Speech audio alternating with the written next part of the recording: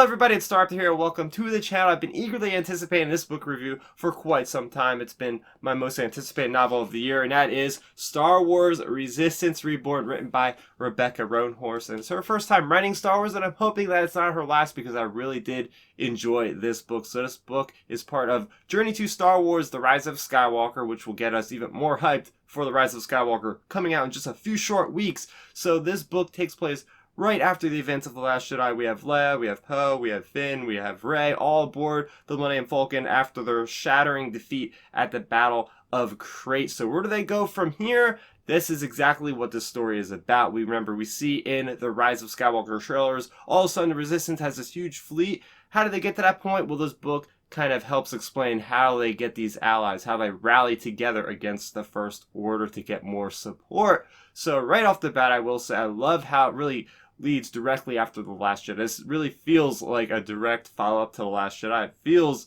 like a prequel to The Rise of Skywalker. We get some great character development that continues right after The Last Jedi, mainly Poe Dameron. Poe Dameron, he led a mutiny against Holdo and against Leia, and we see how he's paying in penance for doing all this, and it gets inside his head, and what does it take to be a leader. Also, you see Leia about how she's dealing with, with Ben Solo, and what's going on with her going out in space and recovering from this crazy incident, and seeing all these characters together in a way we've never seen them in book form like this. Like, this really feels almost like an Avengers sort of story in a way, because we have all the major characters we have seen on screen, but we haven't seen them kind of in a story like this in book form to really see how they're interacting. There's some great quiet moments between Finn and Poe, the brotherhood between them. You see some of Rose, and just Leia imparting more knowledge to Poe, and it's just a great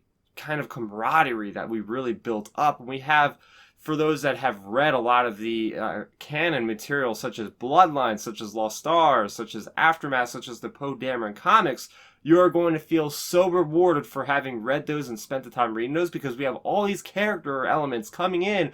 Characters from Black Squadron, characters from Battlefront 2 like Shriv and Zay. And Shriv is one of my favorite parts about this book because his humor is just fantastic. And we're really seeing like a continuation of these characters' stories in this story. So this story feels like it's a sequel for a lot of those stories that came before it. I've never seen the use of the canon done so well and so seamlessly before, so really awesome stuff there. And the villain in this story, he's this kind of bureaucrat that rises up from the ranks and kind of joins the First Order, and he seems like one of the best villains of all time in any Star Wars material, because the way we actually can understand what he's going through and why he's doing the things he does is so compelling, and there's turning points in his mindset that just seem like they're done so organically and so in a natural way that doesn't seem like it's heavy-handed, and it really just makes you understand, again, why this guy would be doing what he's doing. The stakes throughout this book are so high. Remember, the Resistance is basically nothing at this point, so you really feel a danger and a constant looming threat from the First Order at all times. The feelings that I basically felt during this book went all over the place, from just feeling absolute sadness to absolute joy, the humor, the absolute thrills with the action.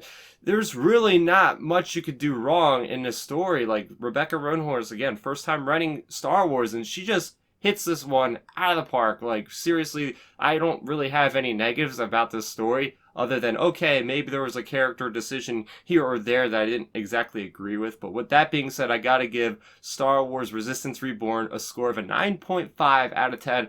I think this is probably the best book in the canon for Star Wars yet. This is higher than Bloodline. This is higher than Lost Stars, for my opinion. Again, just seeing all these characters coming together in this crucial story that takes place before The Rise of Skywalker. If you guys have access to audiobooks, if you guys have a little time before The Rise of Skywalker, I highly recommend you read this before you go into Rise of Skywalker, because again, you're going to learn more about what's going on in the characters' heads, what happened in that year gap between The Last Jedi and The Rise of Skywalker, how they got some allies, how they got some more ships. It's a really important story, kind of like how Catalyst was before Rogue One. this is that kind of importance of this story in the Star Wars canon. So what did you guys think of Star Wars Resistance Reborn? Let's talk about it all in the comment section below. If you are new to my channel, welcome. I talk about Star Wars on a weekly basis. I do reviews for Star Wars Resistance, and I will be doing reviews for The Mandalorian. I cannot wait for that show. So make sure you go ahead and you subscribe to the channel so you don't miss any of that content. That is going to do it for me, Starrapter. Thank you so much for watching, and may the Force be with you always. Thanks for checking out the video. Please hit that thumbs up symbol. It helps me know that I'm making content that you guys enjoy. And if you enjoyed this video, I also included 2 videos down below you guys should check out. And please consider subscribing to this channel. It helps support me and it notifies you guys of when I get new videos up on the channel. You can also contact me on Twitter, Facebook, and Instagram at Starrapter.